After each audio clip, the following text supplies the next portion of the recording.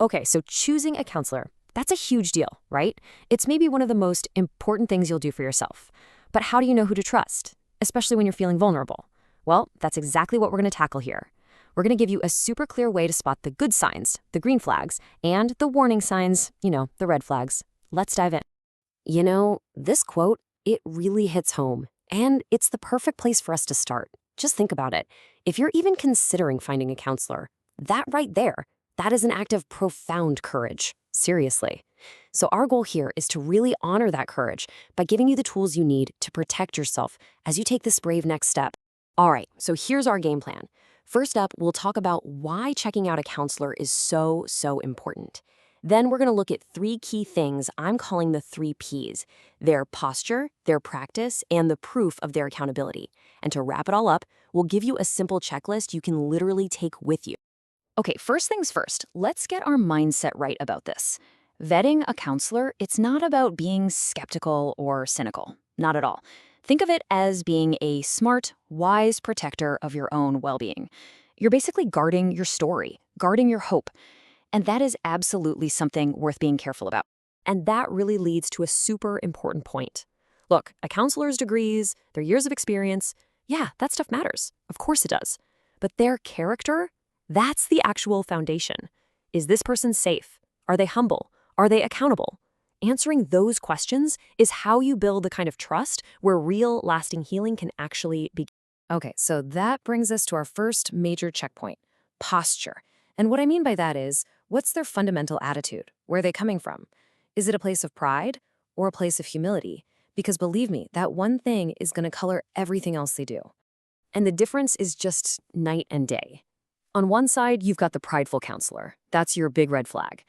This is the person who acts like they've got it all figured out, like they have all the answers. But on the other side, that's your green flag.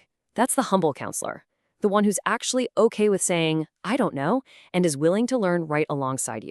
This quote just says it all, doesn't it? When pride drives counsel, the vulnerable are the ones who pay the price. It really gets to the core of why this is so critical. A counselor's pride isn't just a personality flaw. It has real consequences, and it's always the client who ends up getting hurt.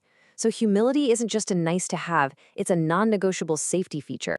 So, that posture of pride or humility, it doesn't just stay an idea.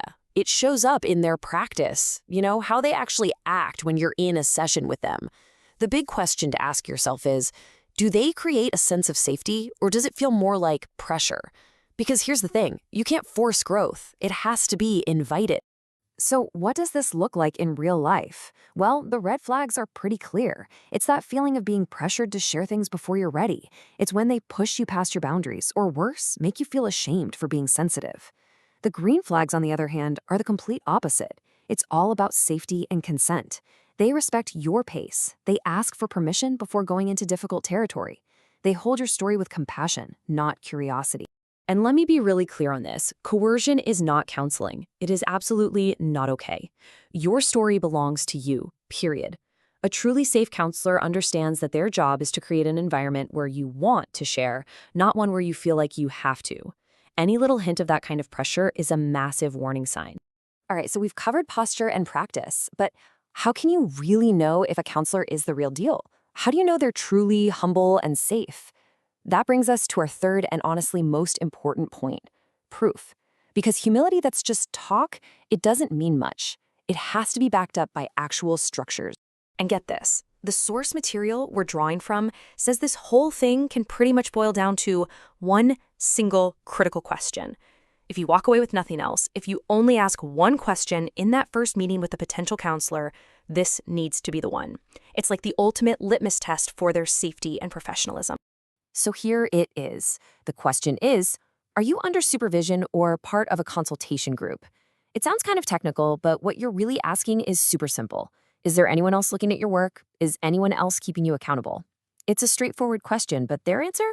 Well, it tells you everything. So when you ask that, what are you listening for? It's not just the words. The red flag is any kind of weird energy. If they get defensive or dismissive or try to change the subject, that's a massive warning.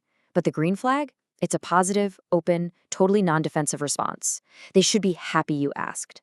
They should see their own supervision as a strength, something that protects both them and you. And here's exactly why this is the linchpin. No counselor, no matter how experienced, is perfect. Everyone has blind spots. It's just human. A counselor who works in total isolation is basically choosing to fly without a co-pilot. They are choosing to be unchecked. And that makes them way more vulnerable to making mistakes, letting boundaries slip, and causing harm, even if they don't mean to. Okay, I know that was a lot to take in. So how are you supposed to remember all of this when you're maybe feeling nervous making that first phone call? Don't worry, we've got you. Let's pull all these ideas together into one simple, practical checklist. Here we go. This checklist is your go-to guide. It hits all the high points we just talked about. Do they actually communicate humility and their own limits? Do they respect your pace and your right to say no? And of course, there's the big one right there in the middle. Are they under regular supervision? Use this as your cheat sheet to help you make a decision you can feel really good and confident about. In the end, it all boils down to this one powerful question. Is the care you're looking for actually designed to protect your hope? Because vetting a counselor isn't just about dodging a bullet or avoiding a bad experience. It's about actively seeking out a space that is built from the ground up to protect and grow your hope for healing. And that is absolutely the standard of care that you deserve.